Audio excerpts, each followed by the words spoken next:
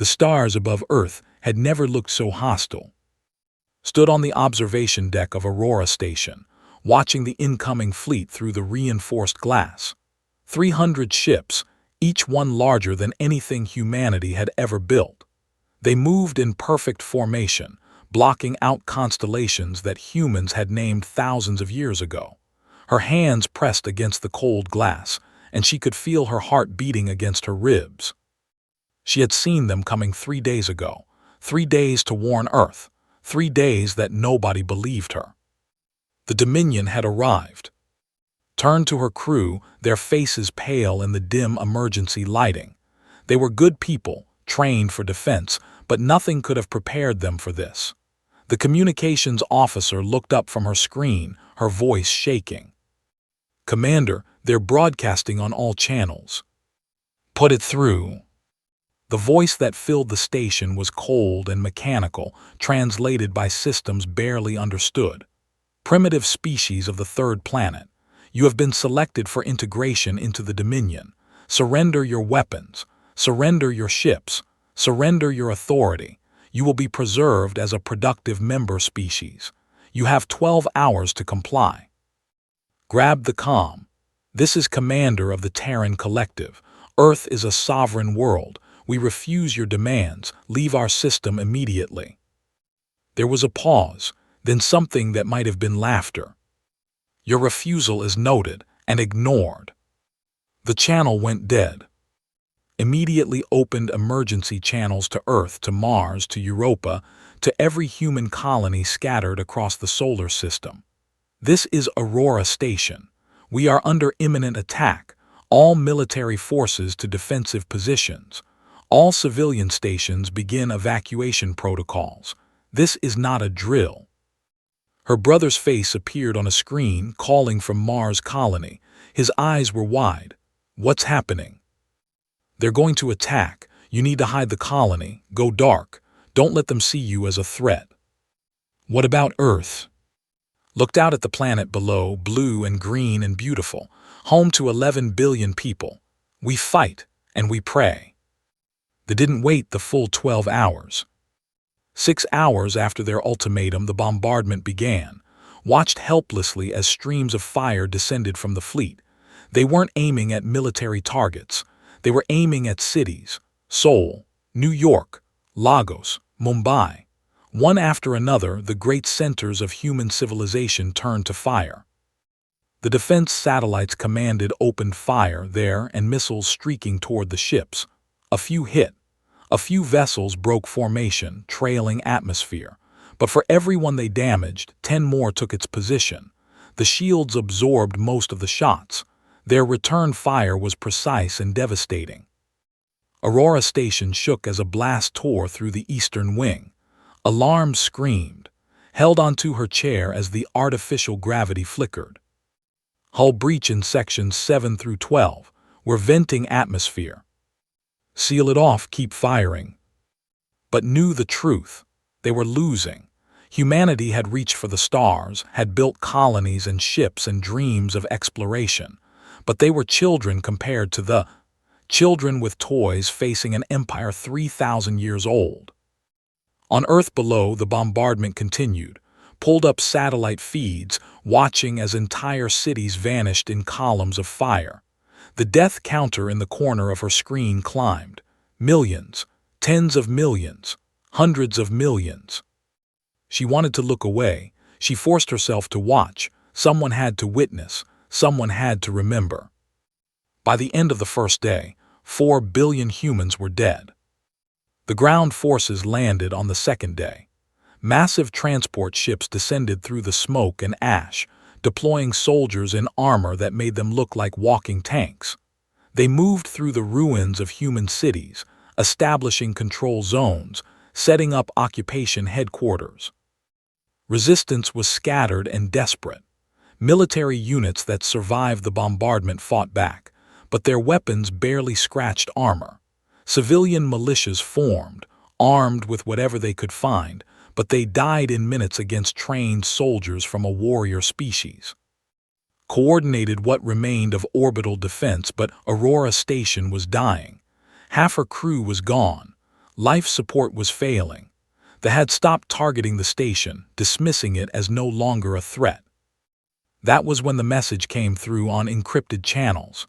It was short, just 2 words and a set of coordinates. Fall back. Recognize the encryption signature.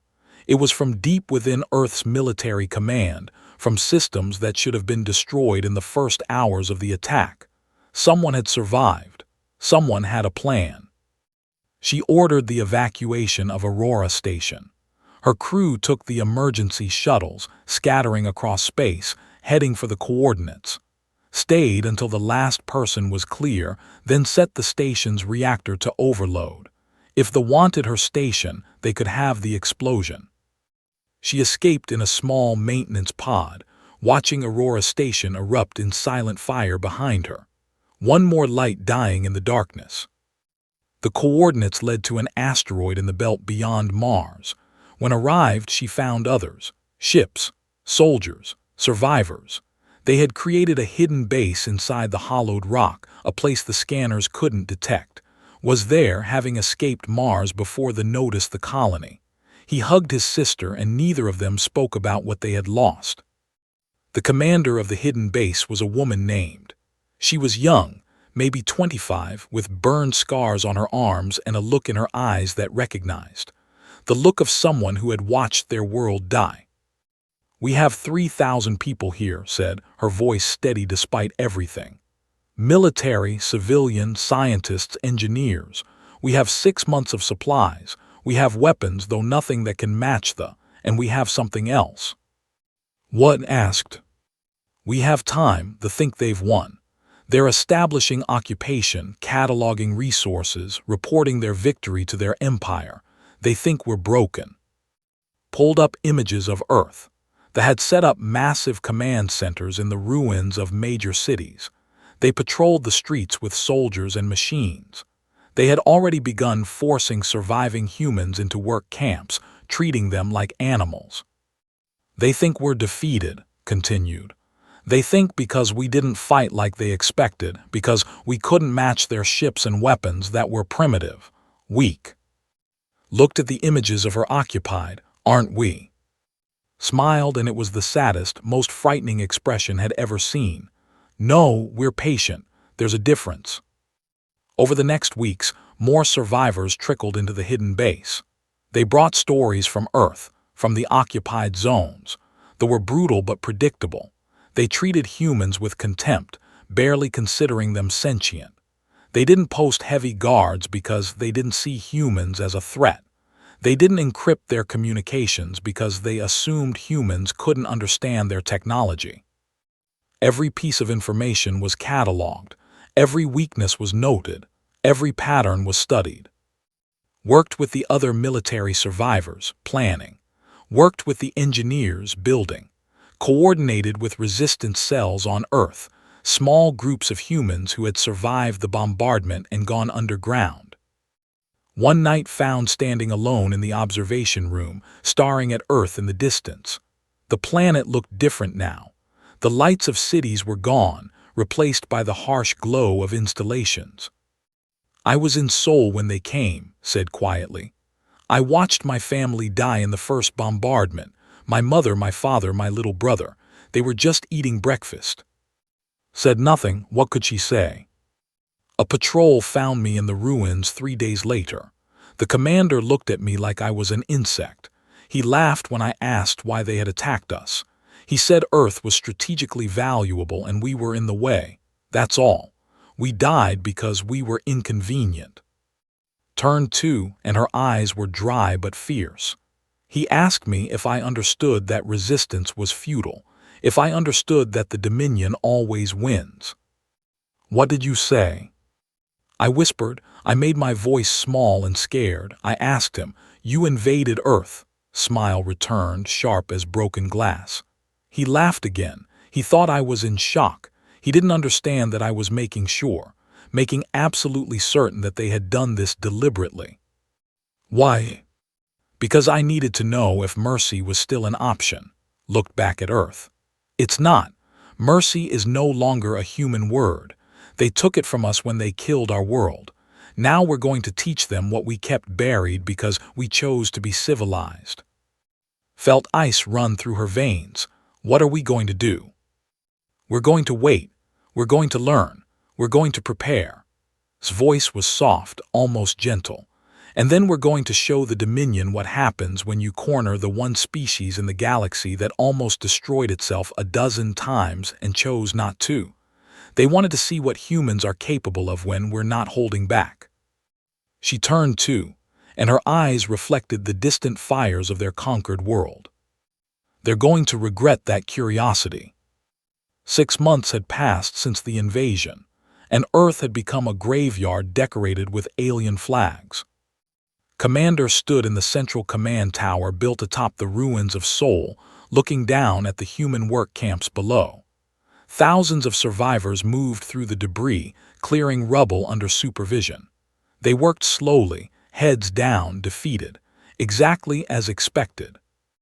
This had been his 43rd planetary conquest in his career. Humanity was no different from the others. Initial resistance, swift defeat, and then the long, quiet process of integration. Within a decade, these humans would be productive members of the Dominion, grateful for civilization. Within a century, they would forget they had ever been independent. It always went the same way. His second-in-command approached, a younger officer named Al. "Commander, another patrol has failed to report in." Didn't look away from the window. "How many does that make this month?" 17 patrols, 92 soldiers, all in the Eastern Territories. Increase security in that sector.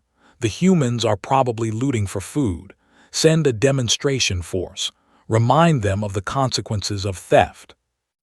Al hesitated. "Sir, we haven't found any bodies, no evidence of fighting, the patrols just disappear." "Then they're deserters. Court-martial them if they return." But felt the first whisper of unease. Soldiers didn't desert. It was genetically impossible, bred out of them over thousands of generations. And 92 soldiers vanishing without a trace. He pushed the thought away. Humans were weak, primitive, this was nothing. Beneath the ruins of Tokyo, in tunnels that had once been subway systems, Minyu cleaned his blade. The weapon was human-made, forged from scavenged metal, designed for silence. Armor was advanced, but there were gaps at the joints. Minyu had learned where to strike. Around him, his resistance cell prepared for the night's operation. 20 men and women, all of them survivors, all of them ghosts. They didn't know they existed. The occupation forces thought the Eastern Territories were. They were wrong. Minyu had been special forces before the invasion, trained in operations the Terran Collective had hoped never to use. Infiltration, assassination, psychological warfare, skills developed for human conflicts that never came because humanity had chosen peace. The had ended that choice. "Target is a supply convoy," Minyu said quietly, spreading a map across the floor. 6 trucks, 12 guards. They'll pass through the industrial sector at midnight. We take the supplies, eliminate the guards, and disappear before reinforcements arrive. One of his people, a young woman named, raised her hand. "What about the bodies?" "No bodies, we've talked about this. The need to feel uncertain. Fear spreads faster when there's no evidence, just empty armor and questions." They moved out at 11, slipping through tunnels they didn't know existed. Tokyo had been built and rebuilt over centuries, layers upon layers. The invaders saw only the surface. Humans knew the depths. The convoy came exactly on schedule, were punctual, predictable. It made them easy to ambush. Minyu's cell struck from above, dropping from ruined buildings onto the trucks, disabled the communication array in the lead vehicle, while others took out the guards with silent precision. The soldiers barely had time to register the attack before they fell. 12 minutes, that's all it took. They stripped the bodies of anything useful, loaded the supplies onto hidden carts, and melted back into the ruins. By the time reinforcements arrived, they would find only empty vehicles and missing soldiers. No blood, No evidence, just absence. It was the absence that terrified the most. Halfway across the world, in what remained of Geneva, worked in a laboratory that officially didn't exist. The facility was buried under 3 levels of collapsed buildings, powered by generators salvaged from abandoned factories. Here, away from sensors, humanity's best scientists gathered. Had been a before the invasion, studying the possibility of alien life. The irony wasn't lost on her. She had spent years dreaming of first contact, imagining peaceful exchanges of knowledge and culture. They had taught her a different lesson. Now she studied biology with a single purpose: finding weaknesses. The samples Minu's resistant cells sent her were invaluable. Blood, tissue, fragments of their neural implants. Each piece told her more about the enemy. Her latest discovery was significant. The use of a biological network to coordinate their forces, a shared consciousness that allowed perfect communication across their entire army. It was elegant, advanced, and potentially catastrophic if disrupted. Stared at the data on her screen, feeling the weight of what she had found. If she was right, and if she could develop a way to interfere with that network, she could blind the entire military force on Earth. But it would take time, months, maybe years, time they might not have.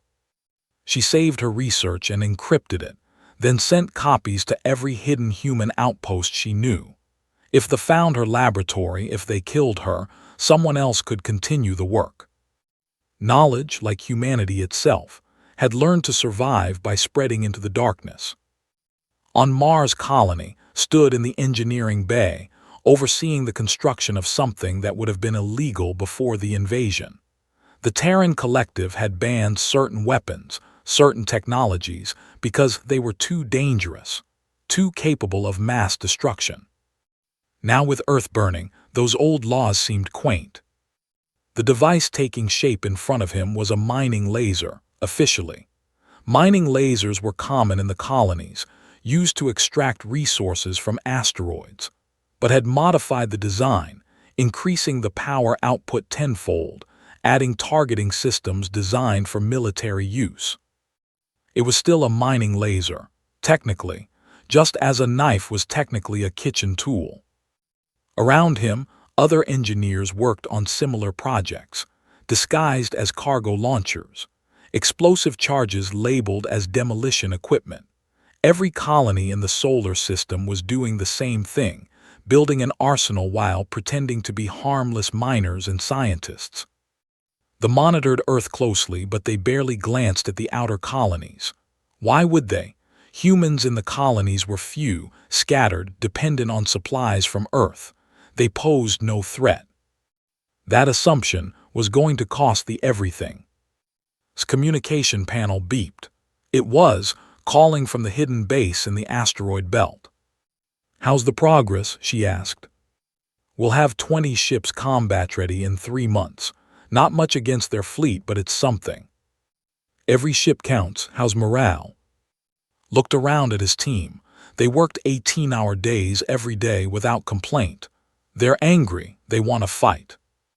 "Good, tell them to be patient. We get one shot at this." After the call ended, returned to his work.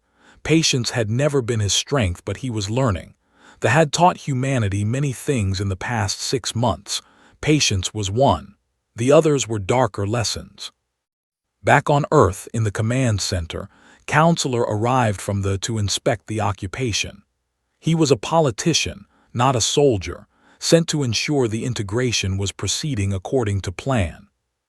Met him in the command tower giving a full report. Production numbers, population counts, infrastructure rebuilding, all the metrics looked acceptable. "However," added carefully, "we have experienced some minor irregularities." "What kind of irregularities?" "Missing patrols, disrupted supply lines, nothing major but unusual for a world." Waved a clawed hand dismissively. "Standard resistance activity. It always happens. The humans will learn compliance in time." "Of course, Counselor." But didn't believe it. Something felt wrong. The humans he saw in the work camps were too quiet, too obedient. They didn't show the anger he expected from a conquered species. They showed nothing at all.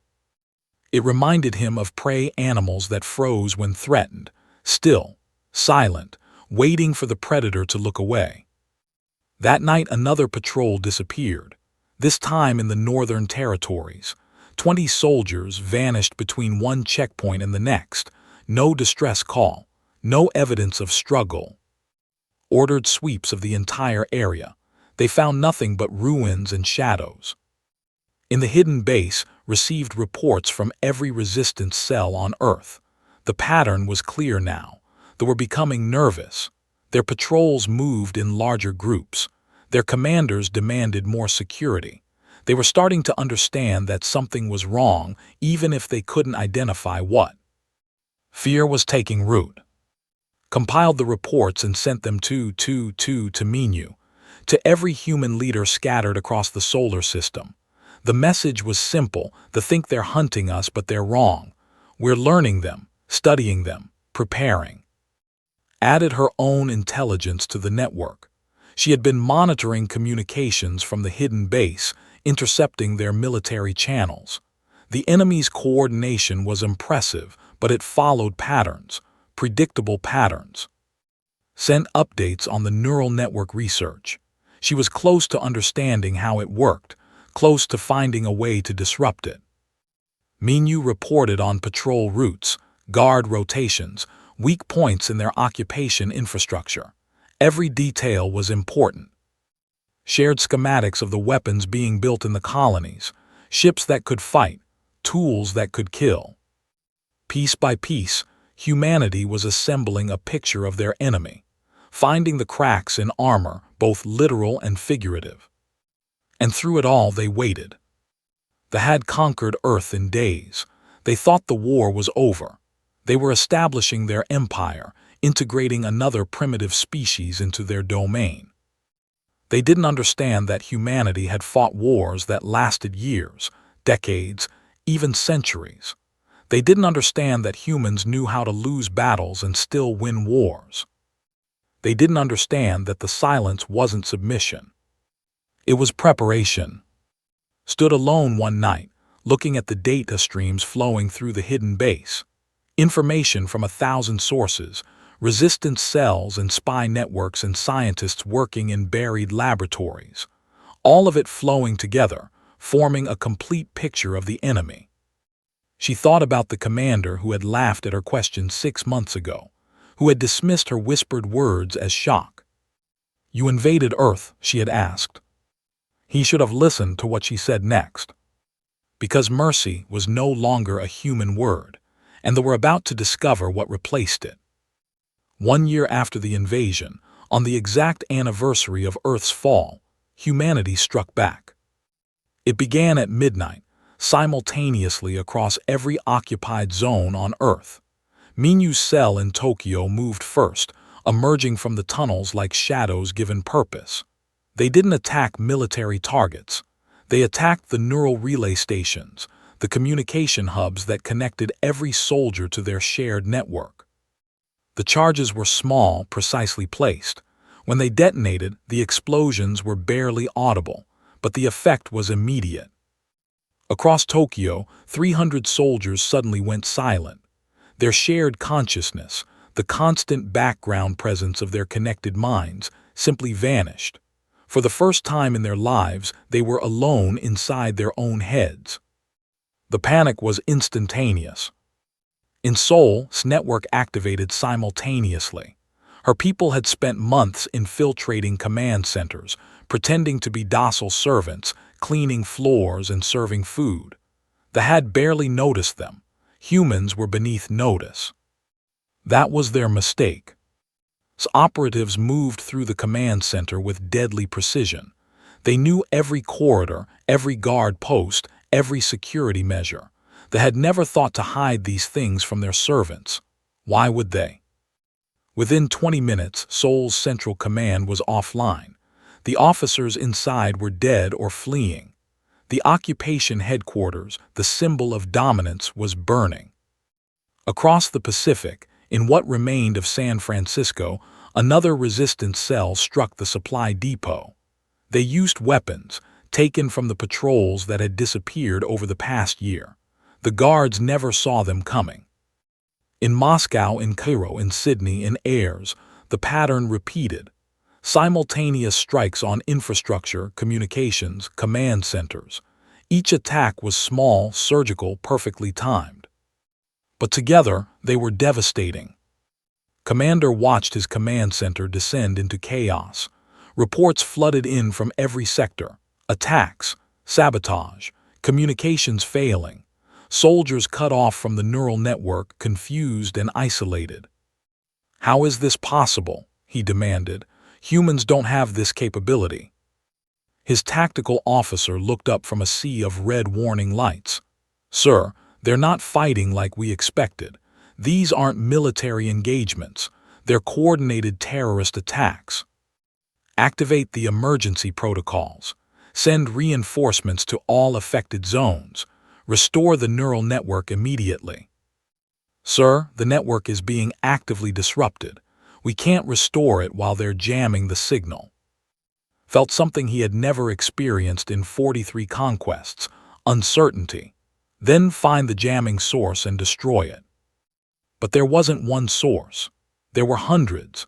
Research had been distributed to every resistance cell on Earth, and her discovery was brilliant in its simplicity.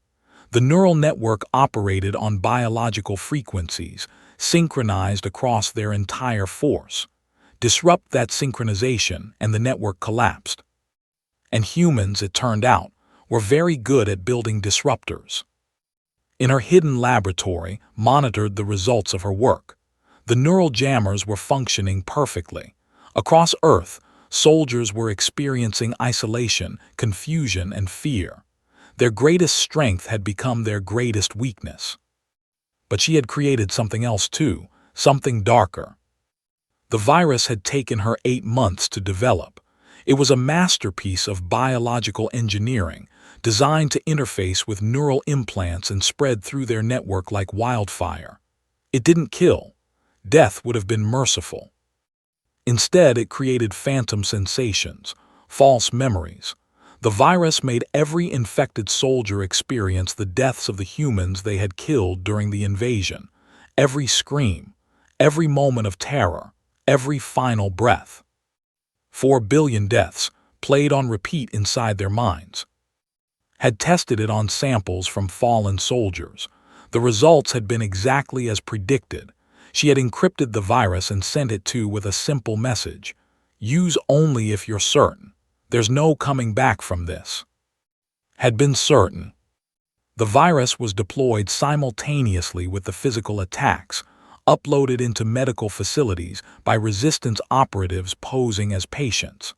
It spread through their network in minutes, jumping from soldier to soldier through their shared consciousness. The screaming started 10 minutes later. Across Earth, soldiers collapsed where they stood. Their armor couldn't protect them from the horrors playing inside their own minds. They screamed in languages they didn't speak, begging for mercy in the voices of the humans they had killed. Watched one of his own officers collapse in the command center, convulsing and sobbing. He tried to help, but the officer didn't recognize him. He was lost in a nightmare of his own making. "What is happening to them?" demanded. The medical officer was shaking. "It's the network, sir. Something is in the network, a virus, a weapon. It's spreading through our shared consciousness and we can't stop it." "Then disconnect them, shut down the network." "We can't. The virus is embedded in their neural implants. Disconnecting the network won't stop it. The only way to remove it would be to remove the implants, and that would kill them." Looked around his command center. Half his staff was on the ground, writhing in agony. The other half was desperately trying to maintain order while the foundation of their military power crumbled. Send a priority message to the request immediate evacuation. "Sir, that would be admitting defeat." "Look around you, we are defeated." But this response, when it came, was uncompromising. "Retreat is not the way. Hold your position. Reinforcements are en route. Stared at the message in disbelief. Reinforcements. They were sending more soldiers into this nightmare. High above Earth, in the hidden base in the asteroid belt, received confirmation that the surface attacks were successful. It was time for the second phase. She stood in the command center, surrounded by the crew of the human fleet. 47 ships, cobbled together from colony vessels and retrofitted civilian craft. Against the 200 warships in orbit, they were hopelessly outmatched. Didn't care about the odds anymore. All ships, this is Commander. Today we take back our sky. Remember what they took from us. Remember who we're fighting for. And remember that we don't need to win. We just need to hurt them enough that they never forget. Piloting the flagship Defiant Memory responded first. We're with you, Commander. Let's show them what humans can do. The fleet moved out of the asteroid belt, engines burning at maximum. They didn't hide their approach. They wanted to see them coming. The orbital fleet detected them immediately. Admiral, or commanding the relief fleet that had just arrived, couldn't believe what he was seeing. 47 ships. They're attacking with 47 ships. His tactical officer nodded. Yes, sir. They're making no attempt to conceal their approach. It's suicide. Why would they, or stopped? It's a distraction. Scan the surrounding space. Look for cloaked vessels, hidden weapons platforms, anything. They found nothing, because there was nothing to find. The human fleet wasn't a distraction. It was exactly what it appeared to be, a desperate, furious attack by people who had nothing left to lose. The battle of Earth's orbit began. The human ships didn't fight like they expected. They didn't form battle lines or engage in traditional naval warfare. They scattered, each ship moving independently, using the debris field from the bombardment a year ago as cover. Fighter Squadron launched from the Defiant Memory, small craft that could maneuver between the larger ships. They carried payloads designed by, mining explosives modified for combat. When they struck engines, the results were spectacular. The fleet had superior weapons, better shields, more powerful ships. But they fought with tactical doctrine developed over thousands of years against opponents who followed the same rules. Humans didn't follow rules anymore. Coordinated the chaos from her flagship, directing ships through the battle like a conductor leading an orchestra of destruction.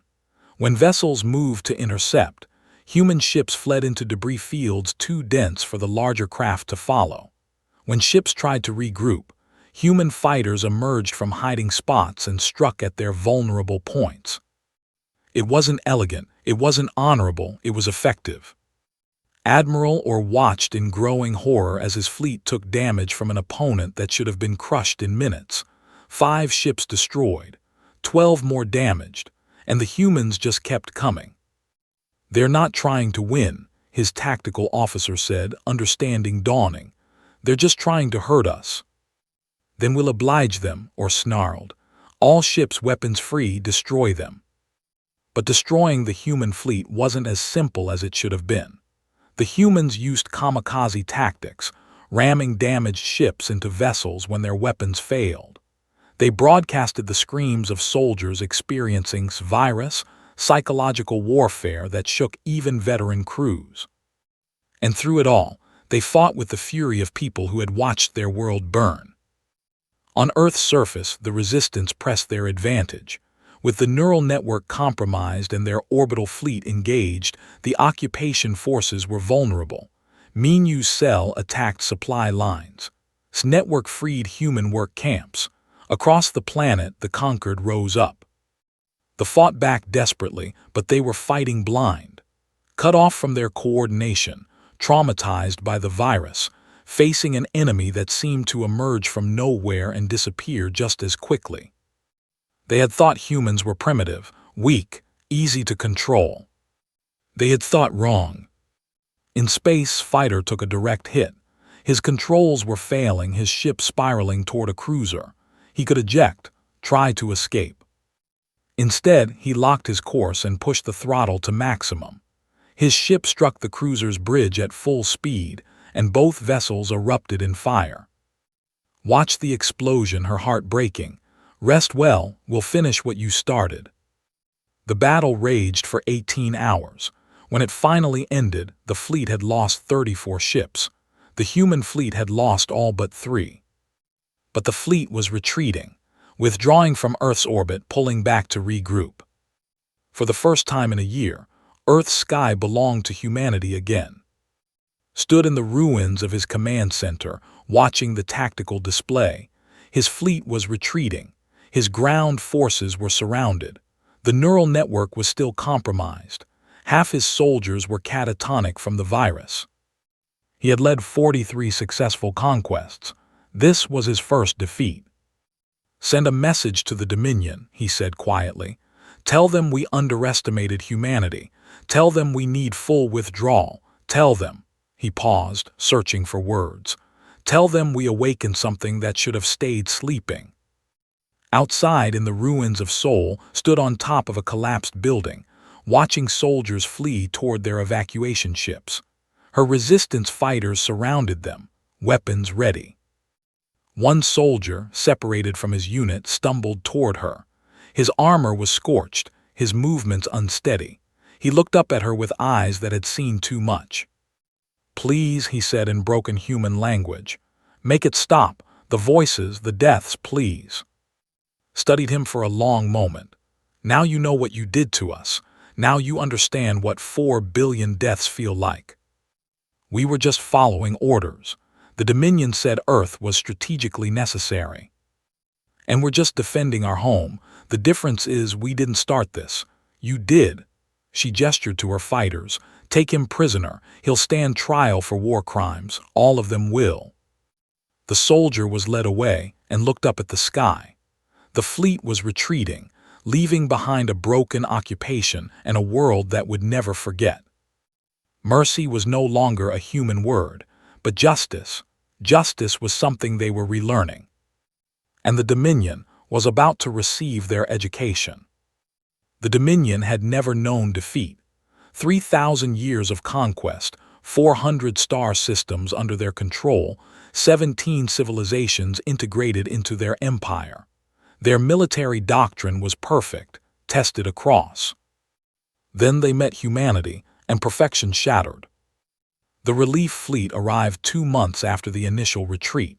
200 warships, the largest military force the Dominion had ever assembled. They carried explicit orders: retake Earth at any cost. The Dominion could not afford to let one species, especially one as primitive as humanity, break their undefeated record. Admiral Orr commanded the fleet from his flagship. He had studied every report from Earth, analyzed every battle, reviewed every tactical failure. He understood now what Commander had not. Humans didn't fight like other species. They didn't follow predictable patterns. They improvised, adapted, and did things no rational species would consider. That made them dangerous. But Orr was confident. He had overwhelming force, advanced weapons, and he would not underestimate the enemy. This time, they would be prepared. The fleet emerged from faster-than-light travel at the edge of Earth's solar system. Orr immediately ordered full sensor sweeps, looking for hidden human forces, traps, any kind of surprise attack. They found fleet waiting for them. 47 ships had left the asteroid belt to fight the first battle. Only 3 survived, but in the months since, and the colonies had been building. Now, 72 ships hung in space between thee and Earth, still hopelessly outnumbered but more than before. Or studied the human formation. They weren't hiding, they were just waiting. "Send them a communication," he ordered. "Offer terms of surrender. If they stand down now, we'll limit the punishment to military leaders only." The response came from herself, her face appearing on the main screen. She looked tired and absolutely unwilling to yield. "Admiral, or this is Commander, we don't accept surrender terms. Not from you, not from the Dominion. You came to our home.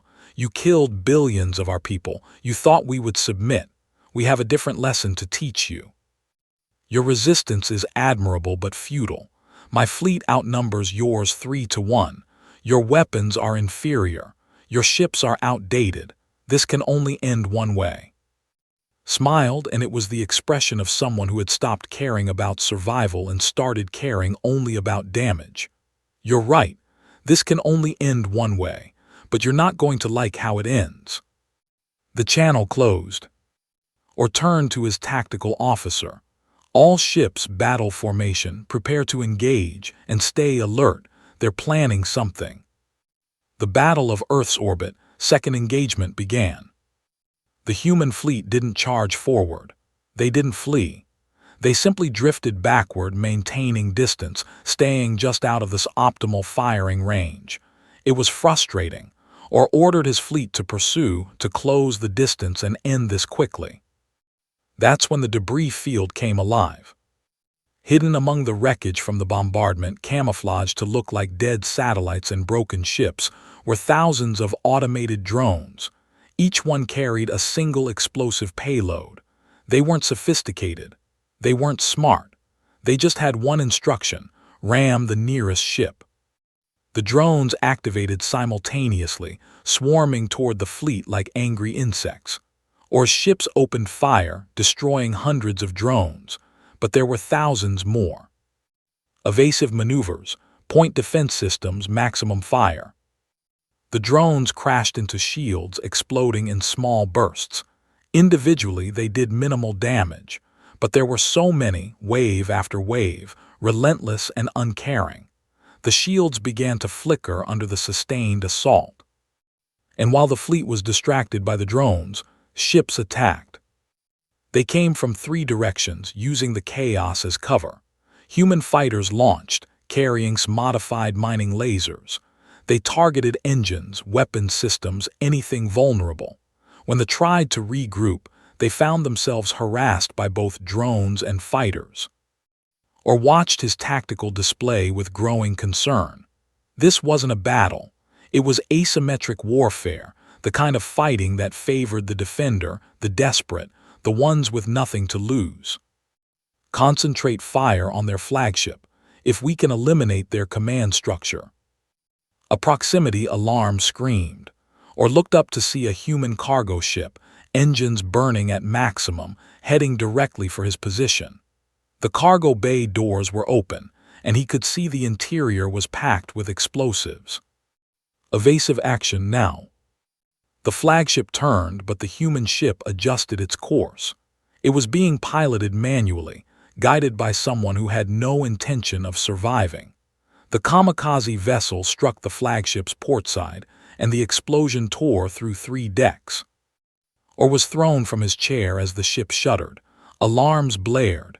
Damage reports flooded in. His beautiful flagship, pride of the Dominion fleet, was crippled. Transfer command to the secondary vessel. All ships fall back and regroup. But the humans didn't give them time to regroup. Press the attack, her ships moving through the formation like predators among prey. They didn't try to win a traditional engagement. They just tried to hurt, to damage, to make the bleed for every meter of space. The battle raged for 36 hours. When it finally ended, the fleet had lost 43 ships. The human fleet had lost 61. But they were retreating again, withdrawing to a safe distance to repair and reassess. On Earth, the resistance had been waiting for this moment. With the orbital fleet engaged, the ground forces were vulnerable. Minu coordinated attacks across every occupied zone, targeting the soldiers still traumatized by this virus. The occupation forces fought back, but their morale was broken.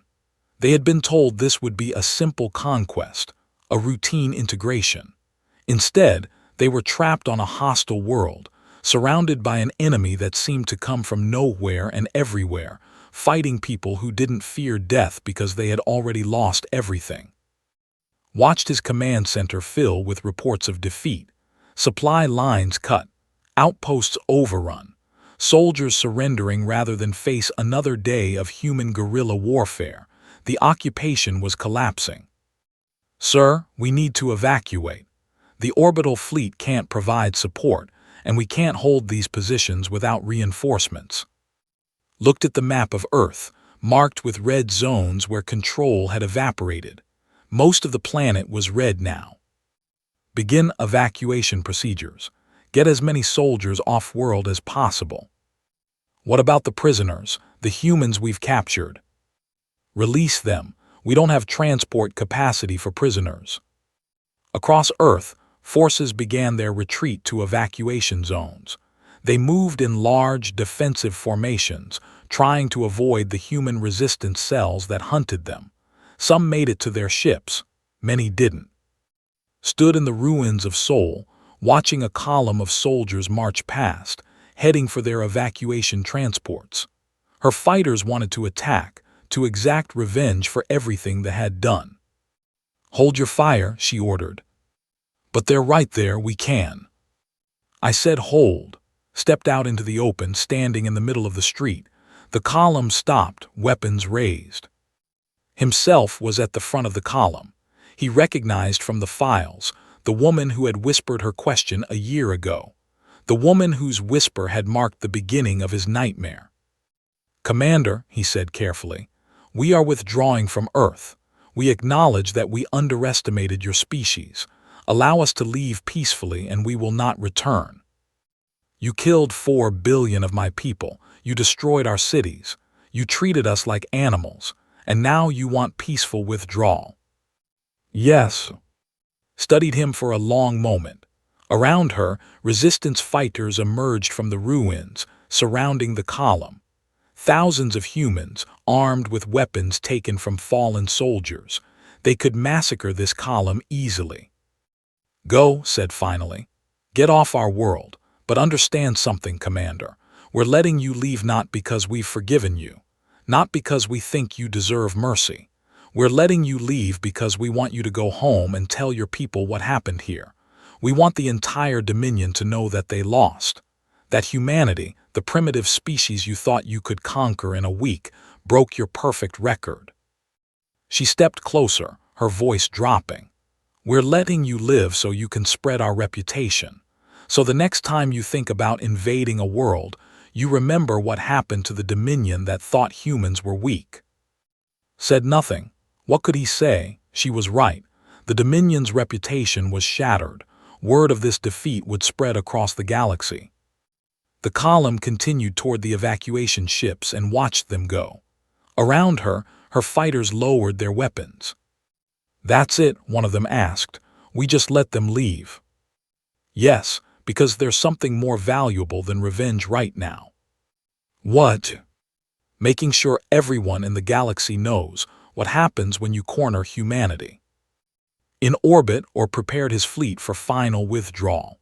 The Galactic Council had been sending messages, demanding explanations, threatening sanctions. The political fallout was going to be enormous. "Sir, incoming transmission from the Council.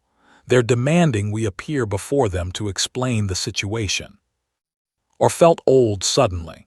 He had commanded fleets for 40 years, never losing, never questioning the Dominion's superiority.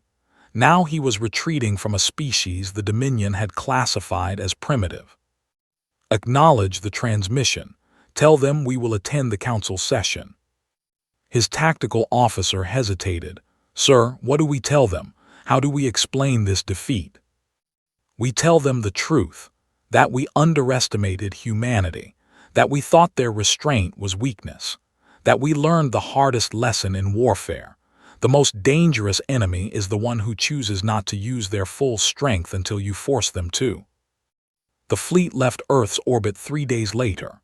They left behind thousands of dead soldiers, dozens of destroyed ships, and the ruins of an occupation that had lasted barely a year. But they also left behind something else, the knowledge that humanity could not be easily conquered, that the species which had almost destroyed itself multiple times, which had developed weapons capable of ending their own world, had chosen peace. And when that peace was taken from them, they became the most terrifying thing in the galaxy. Not conquerors, not warriors, but survivors who remembered every lesson written in their blood.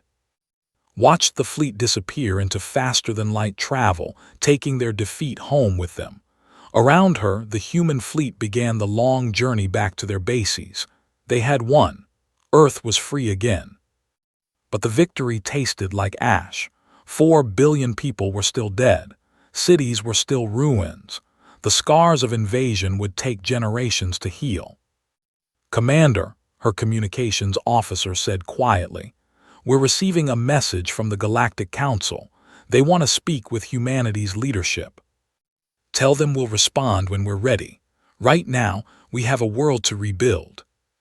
Look down at Earth, still burning in places, still broken, but alive, still human, still free. They had learned their lesson. Now it was time to teach the rest of the galaxy. The Galactic Council chamber was ancient, carved from a single massive crystal that had stood for 10,000 years. Representatives from 300 species sat in the circular hall, their forms ranging from humanoid to completely alien. This was the center of galactic civilization, where laws were made and disputes resolved. Today, they gathered to judge the Dominion. Counselor stood in the center of the chamber, feeling the weight of countless eyes upon him. For 3,000 years, they had been respected members of the Council. Their military strength had maintained peace in dozens of sectors. Their conquests, while aggressive, had always followed galactic law. Until Earth. The Speaker of the Council, a crystalline being whose species had no name humans could pronounce, addressed the chamber. "Counselor, you stand accused of unauthorized conquest of a pre-contact species, violations of the Protection Acts, and genocide. How does the Dominion respond?" "The Dominion acted within its historical rights," said, his voice steady despite his fear. "Humanity was not protected under Council law. They were classified as technologically adolescent and not yet eligible for contact protocols. We violated no laws." A murmur ran through the chamber. It was technically true.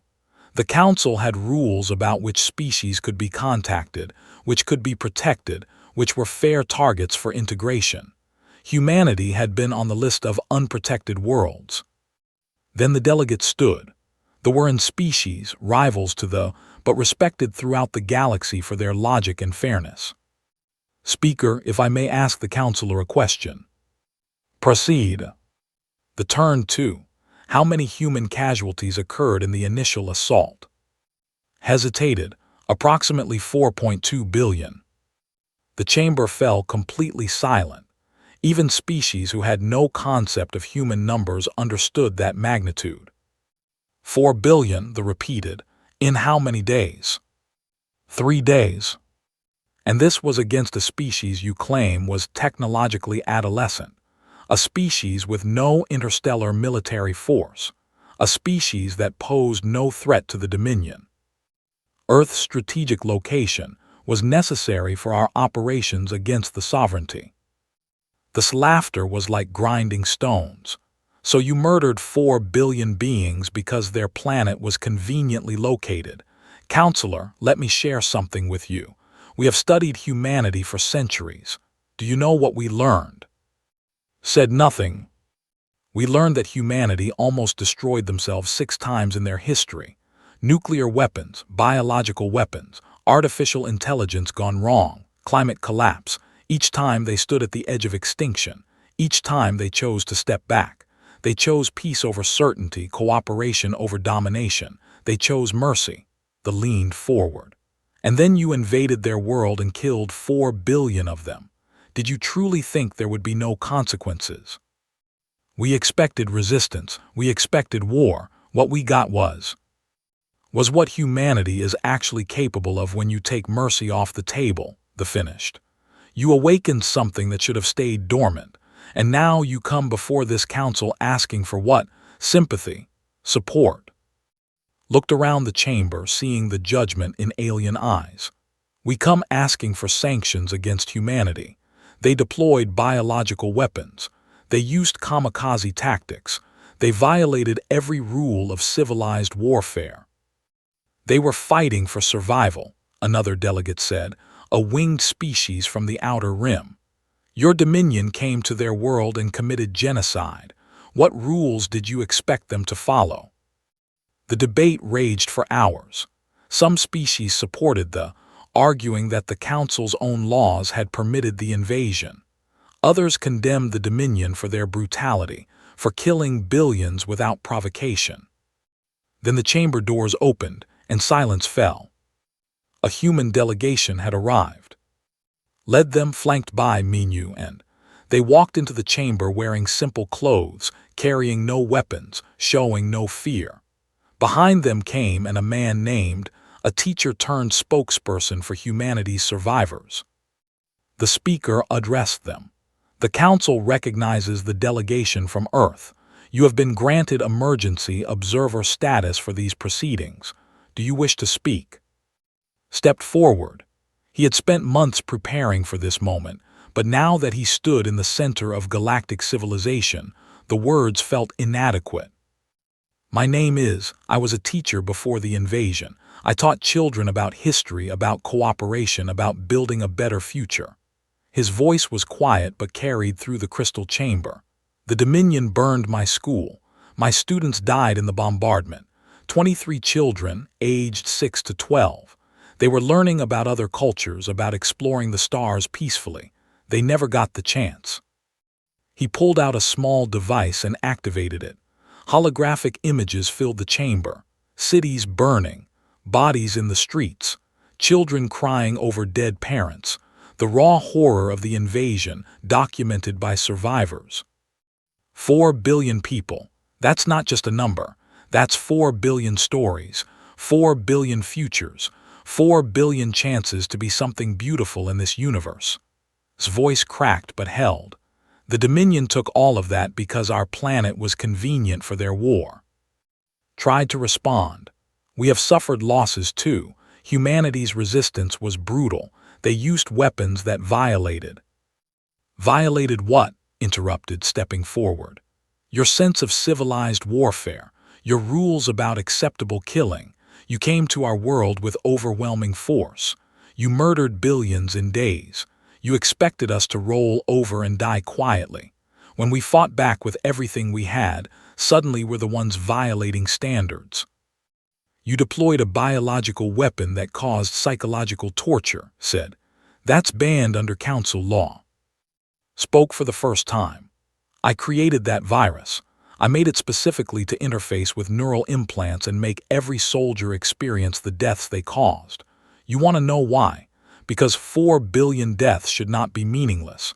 Because every soldier who participated in the invasion should understand what they did, not as an abstract number, as real, individual suffering.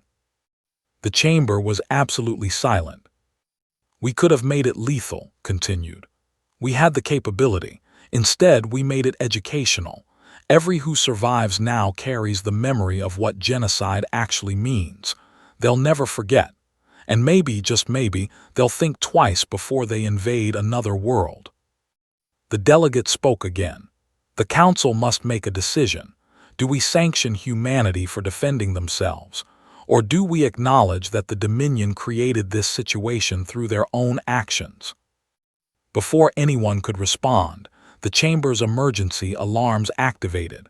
The speaker received an urgent message and stood. The Dominion has deployed a planet-killer weapon. It is currently traveling toward Earth. Estimated arrival, 72 hours.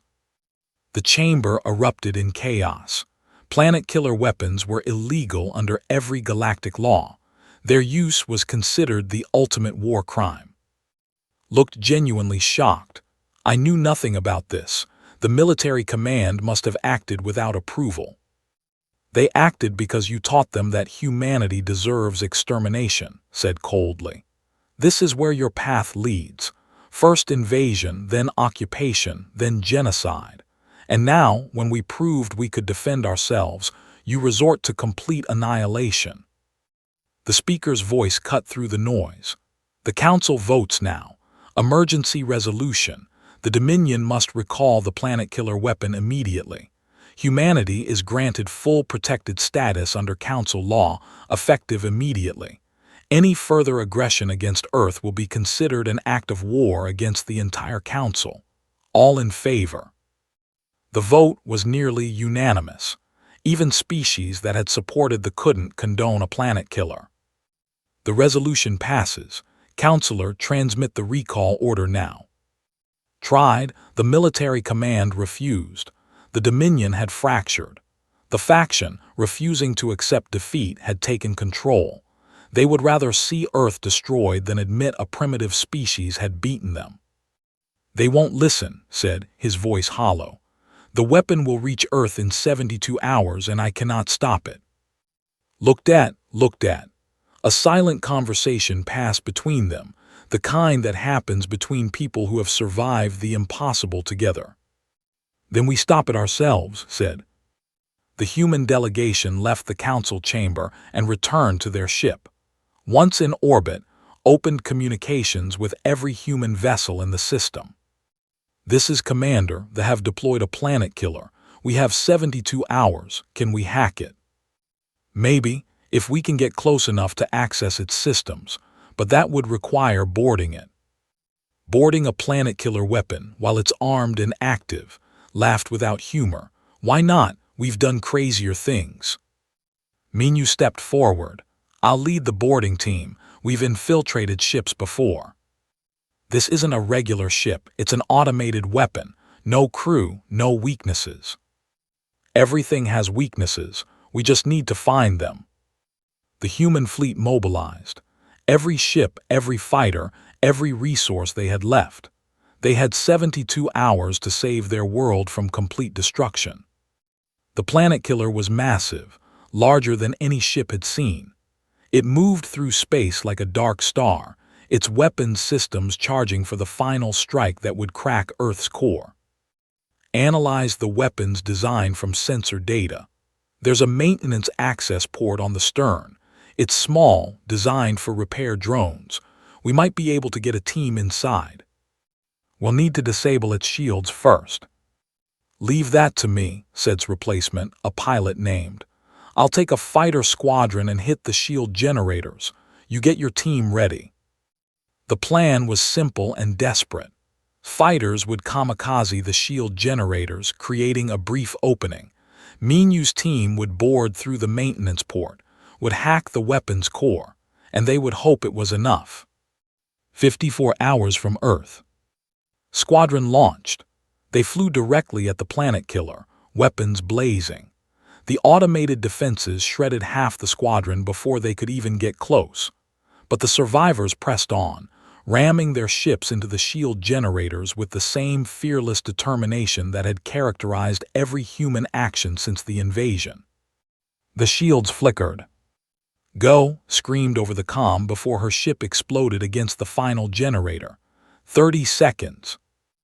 Minyu's boarding pod launched, racing through the gap in the shields. The weapon's automated systems tried to lock on, but the pod was small and fast. It crashed into the maintenance port, and Minyu's team poured out. Inside, the planet killer was a maze of corridors and machinery. Everything was automated, running on military programming. Guided them through remote communication, analyzing the weapon's layout from external sensors. Central core is 3 levels down, but there will be security systems, automated defenses. We'll handle it, just get us there. They fought through corridors filled with defensive drones, using weapons taken from fallen soldiers over the past year. Every step was bought with blood. Half of Minyu's team fell before they reached the core. Inside the core chamber, his voice crackled over the comm. I need direct access to the central computer, physical connection. Can you reach it? Minyu looked at the massive computer core, surrounded by energy fields and security systems. I can reach it, but I won't be able to leave. Minyu, no. Just tell me what to do. His voice broke. Connect your data pad to the central node. I'll upload a shutdown virus. It'll take 5 minutes to execute. And the weapon will know someone's inside.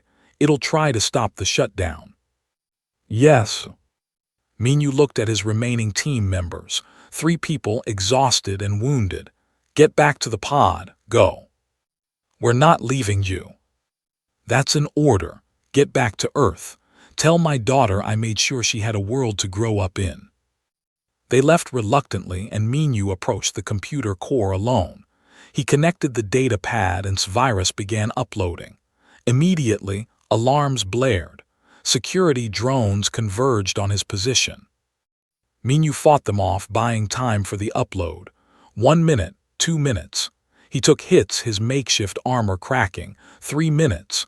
A drone's blade cut through his side and he fell to one knee. 4 minutes, said her voice tight. Minyu, 4 minutes. I'm still here. But he was bleeding out. The drones circled, waiting for him to fall. Minyu propped himself against the computer core, weapon in one hand, data pad in the other.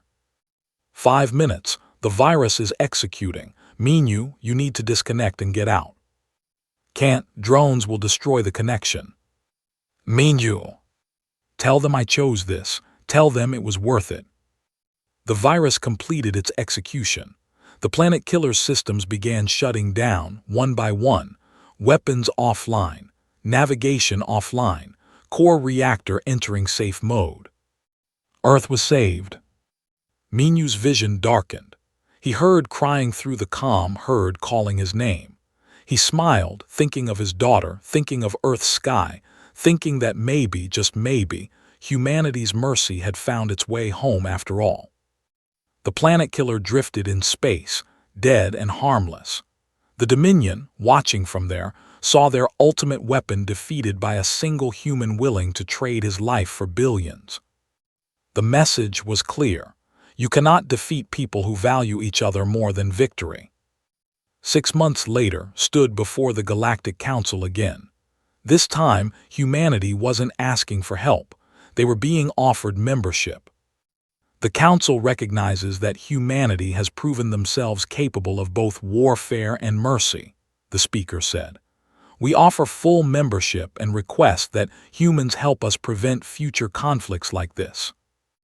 Looked at the assembled species. We accept, on one condition.